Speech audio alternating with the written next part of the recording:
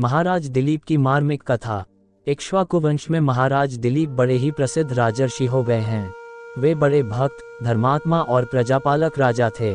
चारों वर्ण उनके शासन से संतुष्ट थे। महाराज को सभी प्रकार के सुख थे, किंतु उनके कोई संतान नहीं थी। एक बार ये इसके लिए अपने कुलगुरु महर्षि वशिष्ठ जी के आश्रम पर गए और अपने आने का कारण बताकर उनसे उपाय पूछा। महर्षि वशिष्ठ ने दिव्य दृष्टि से सब बातें समझकर कहा, राजन, आप एक बार देवासुर संग्राम में गए थे। वहां से लौटकर जब आप आ रहे थे, तब रास्ते में आपको सुंदनी कामधेनु मिली।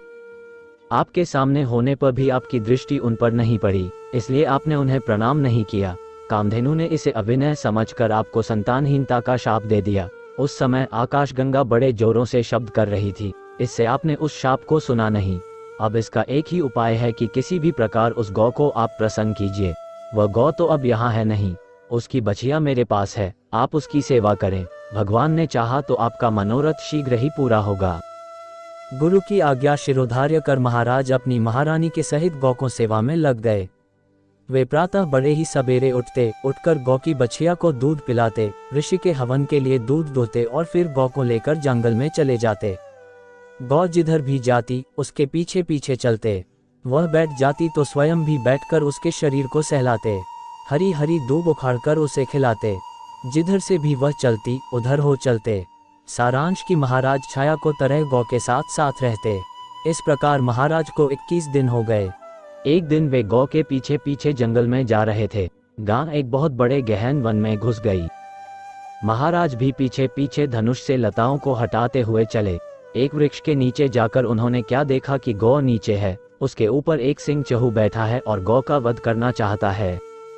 महाराज ने बाधा से बाण निकालकर उस सिंह को मारना चाहा, किंतु उनका हाथ जहां का तहां जड़वत रह गया। अब वे क्या करते? उन्होंने अत्यंत दीनता से कहा, आप कोई सामान्य सिंह नहीं हैं, आप देवता हैं। इस घी को छोड़ दीजिए, इसके बदले में आप मुझे जो भी आज्ञा है मैं करने को तैयार हूँ। सिंह ने कहा, यह वृक्ष भगवती पार्वती को अत्यंत प्रिय है। मुझे शिवजी ने स्वयं अपनी इच्छा से उत्पन्न करके इसकी रक्षा में नियुक्त किया है। यहाँ जो भी आता है वही मेरा आहार है। ये गौ यहाँ आई है, इसे ही खाकर मैं पेट भरूंगा। इस विषय में आप कुछ भी नहीं कर सकते। महाराज ने कहा, सिंहराज, ये गौ मेरे गुरुदेव की है, मैं इसके बदले आपको सब कुछ देने को तैयार है। आप मुझे खा लें और इसे छोड़ दें।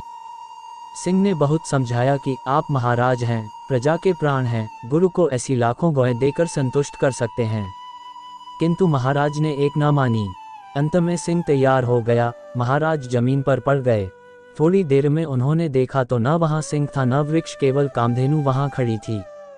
उसने कहा, राजन, मैं आप पर बहुत प्रसन्न हूँ। यह सब मेरी माया थी। आप मेरा दूध अभी दोहकर पी लें, आपके पुत्र होगा। महाराज ने कहा, देवी, आपका आशीर्वाद शिरोधार्य है, किंतु जब तक आपका बछड़ा न पी लेगा, गुरु के यज्ञ के लिए दूध न दोह लिया जाएगा और गुरुजी की आज्ञा न होगी, तब तक मैं दूध नहीं पीऊंगा। इस पर गौ बहुत संतुष्ट हुई। स्या को महाराज के आगे आगे भगवान वशिष्ठ के आश्रम पर पहुंची। सर्वज्ञ ऋषि तो पहले ही सब जान गए थे।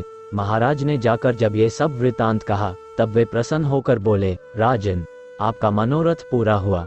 गौ की कृपा से आपके बड़ा पराक्रमी पुत्र होगा। आपका वंश उसके नाम से चलेगा। नियत समय पर ऋषि ने नंदिनी का दूध राजा और रानी को दिया। महाराज अपनी राजधानी में आए और रानी गर्भवती हुई। यथा समय उनके पुत्र उत्पन्न हुआ।